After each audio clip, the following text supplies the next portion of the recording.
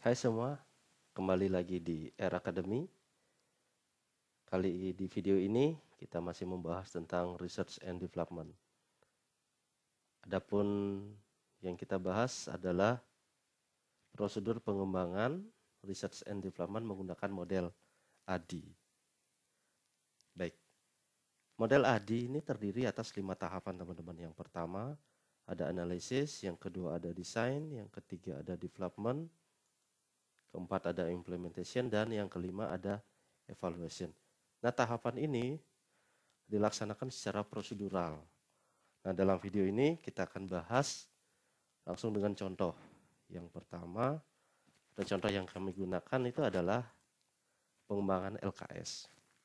Baik, kita mulai di tahapan pertama, yaitu analisis. Kegiatan yang dilakukan di sini adalah bagaimana teman-teman menganalisis perlunya pengembangan media pembelajaran baru dan menganalisis kelayakan dan syarat-syarat pengembangan media pembelajaran baru.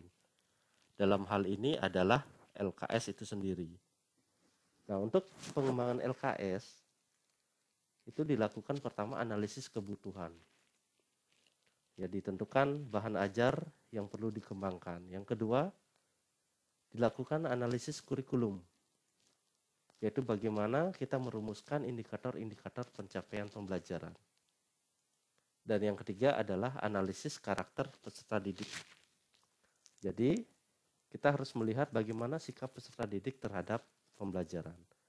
Nah, hasil analisis ini kemudian dilanjutkan pada tahap yang kedua, yaitu tahap desain.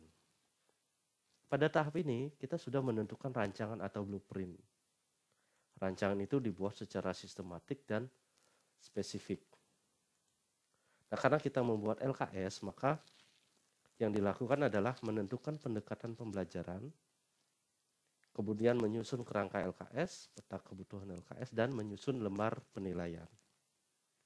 Nah, di sini harus diperhatikan bahwa instrumen yang disusun memperhatikan aspek penilaian, yaitu aspek kelayakan isi, aspek bahasa, aspek penyajian, aspek kegrafikaan, dan kesesuaian dengan pendekatan yang digunakan. Karena itu teman-teman di tahap desain ini, itu memang harus sudah disusun secara sistematik dan spesifik. Nah, sehingga dapat dilanjutkan pada tahapan yang ketiga, yaitu development. Nah, tahapan development ini merupakan tahapan realisasi produk. Jadi, dilakukan validasi produk baik secara isi maupun konstruk. Nah, diperolehlah saran atau perbaikan. Saran perbaikan ini digunakan untuk merevisi produk tadi, yaitu LKS yang telah dirancang. Kemudian dikumpulkan data validitas untuk mengetahui tingkat validitas produk berdasarkan pendapat ahli. Jadi itu yang dilakukan. Kemudian dilanjutkan pada tahapan yang keempat, yaitu implementation. Produk tadi yang sudah direvisi kemudian diimplementasikan. Nah, tempat pengimplementasi dilakukan secara terbatas pada sekolah yang ditunjuk sebagai tempat penelitian. Jadi disesuaikan dengan di mana teman-teman melakukan penelitian. Nah, pada implementasi ini sudah dilakukan pengumpulan data efektivitas, yaitu menggunakan tes hasil belajar atau soal. Nah, data efektivitas ini dikumpulkan pada saat implementasi. Selain data efektivitas, itu dikumpulkan data tentang kepraktisan.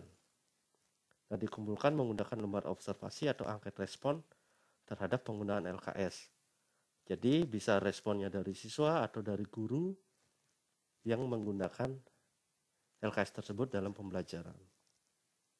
Dan terakhir, tahap kelima adalah evaluation. Nah, revisi terakhir dikembangkan berdasarkan masukan yang didapat dari angket respon atau catatan lapangan pada lembar observasi, sehingga produk terakhir yaitu LKS itu sendiri benar-benar sempurna sebelum disebarluaskan. Nah, demikian bagan alir dari ADI dapat disajikan sebagai berikut. Jadi ada analisis, ada desain, ada development, ada implementation, dan evaluasi. Nah, setiap tahapan tersebut dapat dilakukan revisi-revisi sehingga produk yang dihasilkan benar-benar memiliki kualitas yang baik. Oke, itu dulu. Terakhir, jangan lupa untuk like, subscribe, share ya. Dan tetap stay di YouTube R Academy. Terima kasih.